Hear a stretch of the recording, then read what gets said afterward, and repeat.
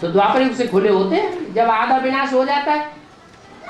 द्वापर के आदि में, त्रेता के अंत में जब आधा विनाश होता है तो दूसरे दूसरे धर्मखंड ऊपर आने लगते हैं। जैसे इस्लाम धर्मखंड पहले ऊपर आएगा,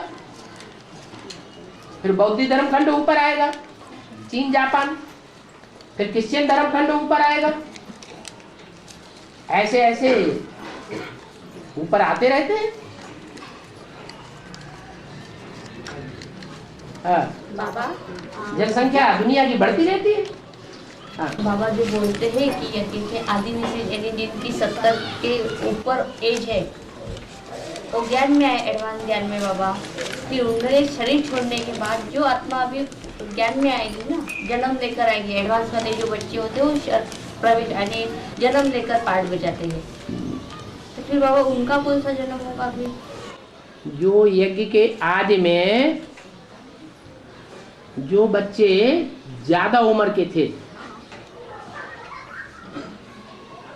और यज्ञ के आदि में ज्ञान में आए, फिर शरीर में छोड़ दिया, तो दोबारा जन्म लेकर के नहीं आए हुए हैं। हाँ आएंगे ना बाबा। हाँ।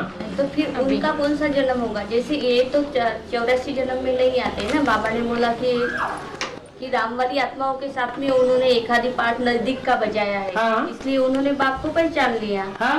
तो फिर उनका कौन सा जन्म होगा वो?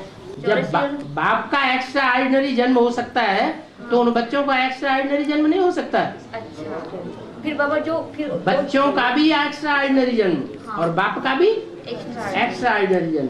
वो पहला जन्म भी है, हाँ। और वो लास्ट जन्म भी। अभी जो आत्मा आएगी इन्हें ये लेकर जन्म लेकर आएगी, वो भी ज्ञान में आएगी। तो फिर उनको क्या कहेंगे? उनको ही एक्स्ट्रा ऑर्डिनरी कहेंगे हम? राम वाली आत्मा को क्या कहेंगे अभी? नहीं, राम वाली आत्मा को तो कहेंगे हम। तो जैसे राम वाली आत्मा है, पहले जन्म ले चुकी थी, दोबारा आई, तो ऐसे ही वो बच्चे भी पहले जन्म ले चुके थे, अभी फिर आ गए। नहीं, राम वाली आत्मा तो पूरे 84 के चक्कर में आती है ना बाबा। हाँ, तो वो आत्मा जो उसको फॉलो करने वाले एडवांस वाले बच्चे हैं, वो भी 84 के चक्कर में आते हैं। एक आधी पार्ट उनके लिए क्या बोला गया है बाबा? एक आधी पार्ट उन्होंने नजदीक का बजाया, माना वो 84 जन्म वाले नहीं थे ना आत्माएं। 84 जन्म लेने वाले थे क्या? फिर यज्ञ के बाबा ने बोला है कि जो 70 के ऊपर है, एक आधी नजदीक का पार्ट बजाया उन्होंने राम वाली आत्मा। आप ये कहिए कि इस समय जो आत्मा एडवांस में है, हाँ। और 80 साल के हैं, हाँ। वो यज्ञ के आदि में नहीं थे। हाँ। क्या नहीं थे, लेकिन एडवांस में अभी हैं। हाँ। तो वो एडवांस में कैसे आ गए? उन्होंने तो राम वो वाली हाँ, वो 84 जन्म लेने वाले साबित होंगे या नहीं होंगे? हाँ। ये पूछिए। तो ऐसी आत्माएं जो है वो यज्ञ के आदि में राम वाली आत्मा के साथ ज्ञान में भले नहीं थी, लेकिन राम वाली आत्मा के साथ लौकिक जन्म में उन्होंने उनका साथ लिया। हाँ बराबर। इसलिए उनके अंदर राम वाली आत्मा के संस्कार मौजूद हैं, हाँ। जिसके कारण वो अभी एडवांस में आ रहे हैं और पहचान लिया और पहचान लेते हैं। अब उन्होंने शरीर छोड़ दिया, शरीर छोड़ देंगे, फिर दोबारा जन्म लेके एडवांस में आ जाएंगे। हाँ, तो उनको कौन से जन्म वाले फिर? उनको जब दोबारा ज्ञान में आ जाएंगे शरीर छोड़ने के बाद, तो उनका एक्स्ट्रा ऑर्डिनरी जन्म हो गया। अच्छा, उस बच्चों को एक्स्ट्रा ऑर्डिनरी। हाँ। बाबा, हाँ। ज्ञान मार्ग में ब्रह्मा को सरस्वती को ब्रह्मा की बेटी का है, लेकिन भक्ति मार्ग में युगल का है, तो उसकी शूटिंग यहाँ पर कैसी हुई संगम में? भक्ति मार्ग में जो युगल का है, अभी ब्रह्मा बाबा की बेटी नहीं थी? है? ज्ञान मार्ग में तो बेटी है बाबा, लेकिन ज्ञान मार्ग में बेटी है, हाँ, लेकिन यशोदा को सारे यज्ञ का कारोबार सौंपा जो उनकी युगल थी, या मम्मा को सौंपा? तो युगल कौन हुई? प्रैक्टिकल में युगल किसको कहा जाए? मम्मा को। कहते भी है मम्मा बाबा, नहीं तो बेटी बाबा कहे ना, बहन जी कहे ना, दीदी कहे ना, दीदी तो नहीं कहा। उनके लड़के नहीं आए हैं? उनके लड़के नहीं आए। उनके लड़के नहीं लड़के? हाँ लड़के थे वो लोग, हाँ, वो नहीं आएंगे। एक लड़की आई बोलती ना, ज्ञान में लड़की फिर लड़का है, लड़की हाँ। और बाबा, श्रीलंका का मतलब क्या होता है? हैं? श्रीलंका का मतलब क्या होता ड्री? श्रीलंका। श्रीलंका, हाँ श्री माने श्रेष्ठ, लंका नगरी जो है किसने बनाई थी? रावण ने बनाई थी। झूठ बोलते, शिव ने बनाई थी। लंका किसने बनाई? श्रेष्ठ से श्रेष्ठ शिव ने बनवाई थी, इसलिए उसका नाम श्रीलंका है। बाद में पार्वती ने जब हट की थी कि हमको ऐसी नगरी चाहिए जहां ऐसा हो वैसा हो, तो उन्होंने कहा अच्छा जबरदस्ती करती है तो हम बनाए देते हैं। पहुंच गए, फिर उद्घाटन किया तो पंडित जी को बुलाया।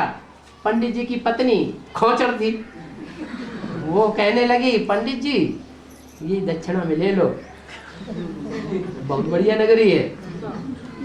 तो उन्होंने दक्षिणा में मांग ली। अब दक्षिणा तो देनी पड़े, पार्वती बेचारी रह गई। इसलिए बनवाई किसने? श्रेष्ठ श्रेष्ठ शिव ने बनवाई, तो उसका नाम श्रीलंका। गलत लिख दिया क्या? सही है। लंका का क्या मतलब हुआ? है लंका का मतलब क्या हुआ? ये सारी दुनिया लंका ही हो गई ना।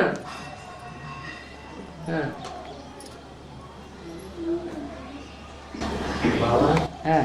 एक तरफ ये भी कहा है कि जो पूरा कर्म इंद्रिया पर राज्य प्राप्त करता है, कर्म इंद्रिया पर राज्य करता है, माना शरीर की प्रजा के ऊपर राज्य करता है तो वो राजा बनता है। जो यहाँ संगम में कर्मेंद्रियों पर राज्य करेगा, वो राजा बनेगा। वो राजा बनेगा। उसकी तरफ बोला है कि तू जितना ज्ञान धारण करेगा उतना राजा बनेगा। नहीं, जो दूसरे तरफ ज्यादा पढ़ाई पड़ेगा वो राजा बनेगा। हाँ। और ये और बोला है जो अपनी प्रजा के ऊपर राज्य करता, मतलब के ऊपर राज्य करता है वो राजा बनेगा। प्रजा के ऊपर राज्य करता है वो राजा। इंद्रियां प्रजा नहीं है। तो बाड्रामा में कैसे कैसे राज्य है? बाड्रामा में कैसे कैसे राज्य? बात है एक आदमी बोलो। Broad drama. हाँ, जो यहाँ इंद्रियों पर राज्य करेगा वो वहाँ सारी प्रजा के ऊपर राज्य करेगा। अभी इंद्रियां हमारी प्रजा हैं क्या? हमें किसको कंट्रोल करना है? अपनी इंद्रियों को कंट्रोल करना है। तो इंद्रियों को सही तरीके से अगर कंट्रोल कर लिया तो हम वहां प्रजा को भी उतना ही कंट्रोल करेंगे। यहाँ इंद्रियों को अगर कंट्रोल नहीं कर सकते तो वहां प्रजा को भी कंट्रोल नहीं कर सकेंगे। और दूसरी बात ज्ञान धारण करने की बात है। जो ज्ञान धारण कर रहे हैं उसका लक्ष्य क्या है? ज्ञान जो हम धारण कर रहे हैं, जो हमें ज्ञान भगवान से मिला है, उसका लक्ष्य क्या है? किस लिए धारण कर रहे हैं? पवित्र रहने के लिए। ज्ञान का मुख्य मकसद क्या है? कि हम इतने पवित्र बने, हमारी आत्मा इतनी पवित्र बने कि जो इंद्रियां अभी दूषित हो गई हैं उनके ऊपर कंट्रोल कर लें। मन बुद्धि जो दूषित हो गई है उसको कंट्रोल करें। तो बात तो एक ही हो गई। राजा के ऊपर राज्य करता है सवाल। ये ब्रह्मा कुमारियों का ज्ञान है कि हम यहाँ जितना कंट्रोल कर लेंगे उतने बड़े हम प्रजा बन जाएंगे, राजा बन जाएंगे। तो यहाँ कंट्रोल करना है कि सेवा करना है? यहाँ तो सेवा करना है। क्या यहाँ जो जितना कंट्रोल कर लेगा, आत्माओं को कंट्रोल करेगा, वो वहां दास दासी बनेगा। बड़ा ड्रामा।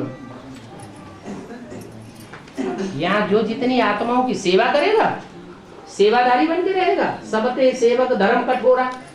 सेवा भी करे और उनकी बातें भी सुने।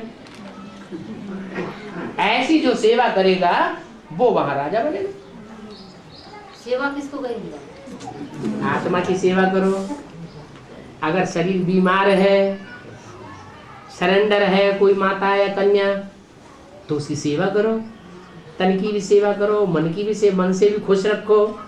दवाई दारू की भी सेवा करो, खाना पीना भी ठीक से खिलाओ, ज्ञान की भी सेवा करो। सेवा किसी भी तरह की सेवा है जिससे मेवा मिले खुशी की। और किसी का कल्याण चाहना वो भी सेवा होगी। चाहने मात्र से सोड़ा ही हो जाता है, करना भी पड़ता है।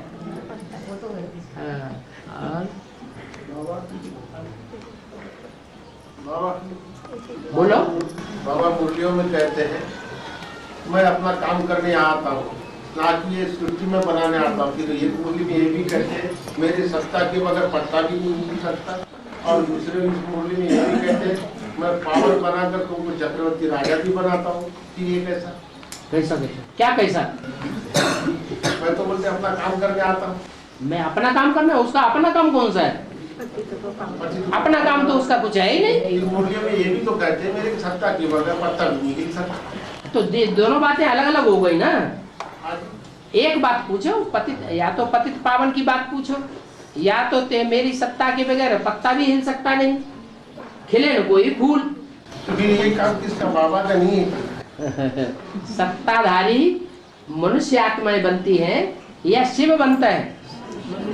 कौन बनता है? मनुष्य आत्माएं सत्ताधारी बनती है। मनुष्य आत्माओं में सबसे श्रेष्ठ मनुष्य आत्मा है नारायण, जो विश्व का मालिक बनती है। वो ऐसा विश्व का मालिक बनती है कि उसके राज्य में बिना उसकी सत्ता के, इच्छा के एक पत्ता रूपी आत्मा भी हिल नहीं सकती।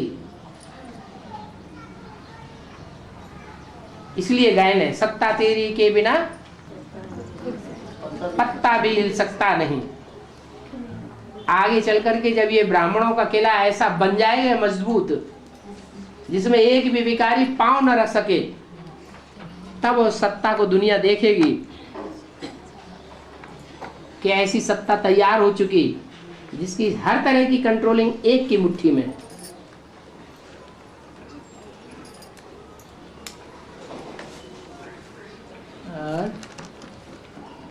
कोई भाई अकेला भी रहता है बाबा जी, और बाद में जब उसका मातापन हो जाता है, उसको बुढ़ापा आ जाता है, समस्या आती है, कोई भाई अकेला रहता है बुढ़ा बन जाता है, बुढ़ा, और उसको बुढ़ापा अगर आता है, साथ साथी तो बुढ़ापा आता है। हाँ, कोई भाई अकेला रहता है ज्ञान में, हाँ जी, परिवार में, हाँ, और अपने लौकिक परिवार में अकेले हुए होते हुए भी बुढ़ापा आ जाता है। हाँ। हाँ, तो उसका संभाल करने के लिए तो कोई रहता ही नहीं घर में उनके। उसके घर में, उसके परिवार में उसकी संभाल करने वाला कोई नहीं होता, क्योंकि वो अकेला है? तो जो अकेला है वो अपने को अकेला क्यों समझता है जबकि बाप आया हुआ है? जब बाप आया हुआ है तो वो अकेला अपने को क्यों समझता है? अपना तन, अपना मन, अपना धन, अपने संपर्क वाले, अपने संबंधी जो भी हो थोड़े बहुत, उनको अपनी मुट्ठी में क्यों रखता है? वो तो अज्ञानी रहेंगे दोनों, वो जो उनके संबंध है वो अज्ञानी रहेंगे। हाँ, कुछ तो संबंध होता है, ऐसा तो कोई होता नहीं कि समाज में उसका कोई संबंध ही ना हो। थोड़ा बहुत तो संबंध होता है। तो जितना भी संबंध होता है, जितना भी संपर्क होता है, जितना भी संसर्ग होता है, जितना भी धन होता है, जितना भी तन की ताकत होती है, जितना भी मन की ताकत है, बुद्धि की ताकत है, वो अपनी मुट्ठी में क्यों रखता है जो अकेला महसूस करता है? क्या करे? मुरली में तो बोला है बाप का बच्चा होगा तो बाप को सब कुछ हवाले कर देगा, फिर अकेलापन महसूस करेगा या बाप का बच्चा हुआ? बाबा, हाँ। मैंने बहुत सी बार, एक दो बार चिट्ठी लिखी, लेकिन सबके उत्तर आए, मेरा आता नहीं। आता ही नहीं। मुरली में बाबा बोलते हैं मैं रोज मुरली भेजता हूँ, ये मेरी चिट्ठी है। नहीं, ये ठीक और चिट्ठी मुरली से हर समस्या का समाधान हर बच्चे को जरूर मिल जाता है। तो आपने कैसे कह दिया हमको मुरली का जवाब, हमारी चिट्ठी का जवाब नहीं मिलता? नहीं, कौन सी अगर नहीं क्या समस्या अगर लिख के दी, हाँ, समस्याओं का, हर समस्या का समाधान रोज की मुरली से मिलता है और सब अनुभव करते हैं। लेकिन बाबा सबको चिट्ठी आई और मेरे कुछ नहीं आई। फिर वही बात, सबको चिट्ठी आई, आपको स्पेशल रोज चिट्ठी भेजी जाती है। वो चिट्ठियां तो हद की है, किसी को जाएंगी और किसी को नहीं जाएंगी, लेकिन ये चिट्ठी तो सबको मिल रही है। बाबा हाँ मुरली में कहा है कि नारायण को याद करना सबसे अच्छा पुरुषार्थ है। हाँ? तो लेकिन अभी तो नारायण बने नहीं है, लेकिन आत्मा ही अभी जाने- नारायण बने नहीं है, हमसे हम ज्यादा अच्छे पुरुषार्थी हैं। नारायण हम बढ़िया पुरुषार्थी, नारायण तो बेकार का पुरुषार्थी है, तो आलो क्या करना। लेकिन आत्मा ये जानती है बाबा कि हैं? भले ही अभी नारायण बने नहीं है, लेकिन अभी नारायण आत्मा बने नहीं है, लेकिन आत्मा ये जानती है कि नारायण का पार्टधारी कौन है। हाँ तो जो याद करने का है, जो कहा गया है, तो ये अंत का कहा गया है बाबा कि नारायण को याद करना, क्योंकि नारायण बनने के बाद तो फीचर्स भी अभी की जो है वो चेंज हो जाएंगे। अभी बुद्धि में फिट बैठा नहीं है। इस तरह का प्रश्न करने का मतलब अभी बुद्धि में फिट नहीं बैठा है कि विश्व का बादशाह कौन बनेगा, नारायण कौन बनने वाला है, शिव बाबा का मुकर्रर तो कौन है, ये बुद्धि में अभी 100% बैठा नहीं है। इसलिए कभी इसके पास, कभी उसके पास, कभी उसके पास, दूसरों का आधार लेते रहते। किसको फॉलो करें, किसकी बात माने है? नारायण की ना, बाबा की बात माना। नारायण और बाबा अलग अलग हो गया क्या? एक ही तो हुआ। क्या अनिश्चय बुद्धि के प्रश्न हो जाते हैं ये सब। हाँ भक्ति मार्ग में अर्थ लोग कृष्ण या राम को भी छोटा बड़ा बताते हैं, हाँ तो ज्ञान मार्ग में अर्थ और अर्थ को भी नंबर बताते हैं। हाँ। ऐसा क्यों बताया? जो राम और कृष्ण है उनकी जो स्टेज है वो अष्टदेवों की स्टेज है क्या, कि अलग अलग है? हाँ? अष्टदेव तो बाद में प्रत्यक्ष होते हैं और त्रिदेव तो पहले ही प्रत्यक्ष हो जाते हैं। तो बड़े कौन हुए? त्रिदेव फिर भी बड़े हो गए।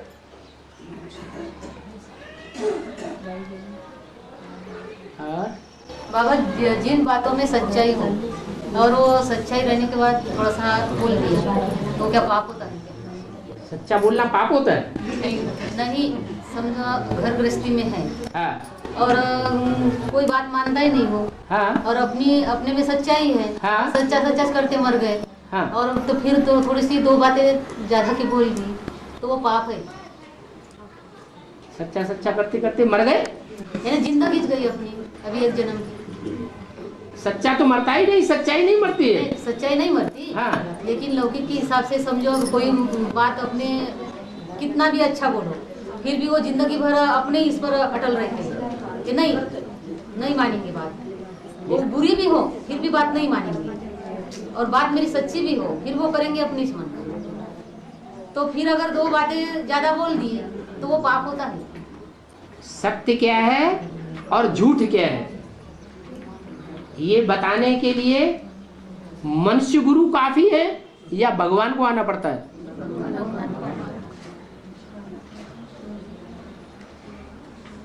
फिर भी घर ये फैसला करना सबके बस की बात नहीं है। हम समझ लेते हैं कि हम सच्चे हैं, अगर सच्चे हैं तो हम जरूर हमारी बात दूसरे को माननी पड़ेगी। ऐसे हो नहीं सकता कि हम सच्चे मानते हैं लेकिन संघर्ष होता है ना। हो ना? हाँ तो यही तो पूछ रहे बाबा, पाप होता है? संघर्ष खराब बात है क्या? सच्चाई के लिए संघर्ष करना ये खराब बात है? वो बात तो मानते हैं, माननी ही पड़ती, फिर भी संघर्ष होता है ना। होने दो ना, संघर्ष से सच्चा डरता है क्या? नहीं, लेकिन टेंशन होता है बाबा। टेंशन हो झूठे को होता है, सच्चे को मजा आता है उसे लड़ाई करने। जो झूठा होगा उसको टेंशन, क्या करें पता नहीं जीतेंगे कि नहीं जीतेंगे। नहीं जीतेंगे कि नहीं ऐसा नहीं होता। अरे तो जिसको पक्का निश्चय है, ध्रुव सत्य है, बुद्धि में बैठा हुआ हमारी विजय हुई पड़ी है, सफलता हमारा जन्म सिद्ध अधिकार है। लेकिन ऐसा थोड़ा दुख होता है कि अपने साथ में जो क्यों दुख होता है वो इसीलिए होता है कि हम गलत रास्ते पर गलत बोलते हैं, गलत करते हैं। अगर हम सच्चे पटे पर हैं तो कभी भी दुख होगा ही नहीं। सच्चखंड से, सच्चाई से हमेशा सुख होता है, दुख नहीं होता।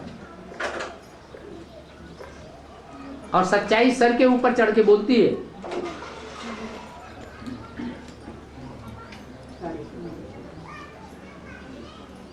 वही चार चित्रों का क्लैरिफिकेशन सन 76 में, 74, 75 में जो चिट्ठियों में लिख करके रजिस्टर्ड पोस्ट से माउंट आबू भेजा गया था, उस समय अगर उन्होंने मान लिया होता, माउंट आबू के जो सरपरस्त बैठे हुए थे, सच्चाई उस समय स्वीकार कर ली होती, तो आज माउंट आबू में ये एडवांस पार्टी क्यों सर पे चढ़ के जाके बैठती?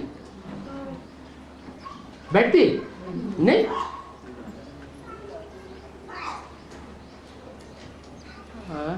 बाबा एक वार्तालाप में बोले कि जो सूर्यवंशी होते हैं उनके मन में प्रश्न आते ही नहीं है। जो सूर्यवंशी बच्चे होंगे उनके मन में प्रश्न आते ही नहीं है।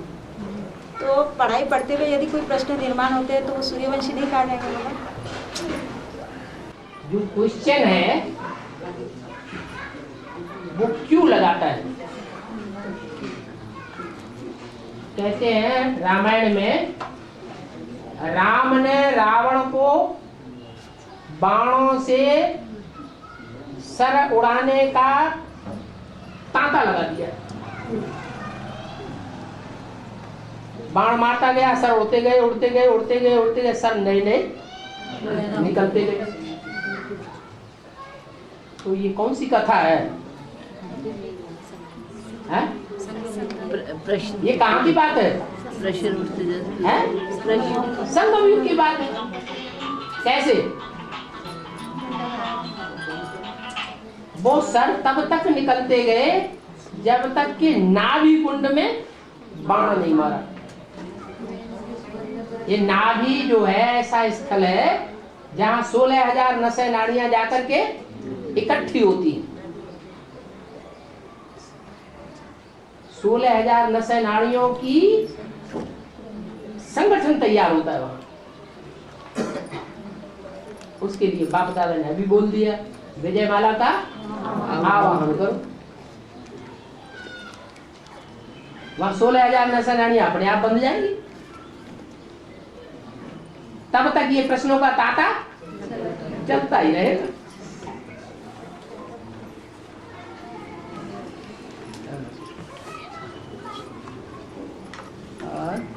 बाबा कहते हैं बच्चों को तुम पढ़ाई पढ़कर ट्रांसफर हो जाओगे, तो ये ज्ञान जो पढ़कर दूसरे पार्टी में जो गए तो वो ट्रांसफर हो गई। क्या हुआ?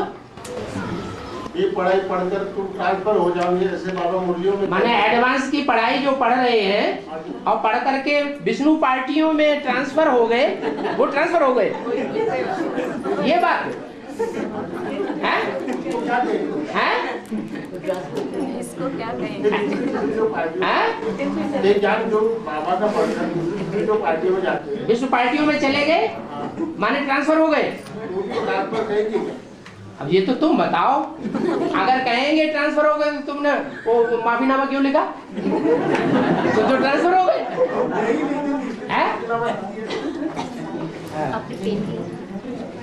और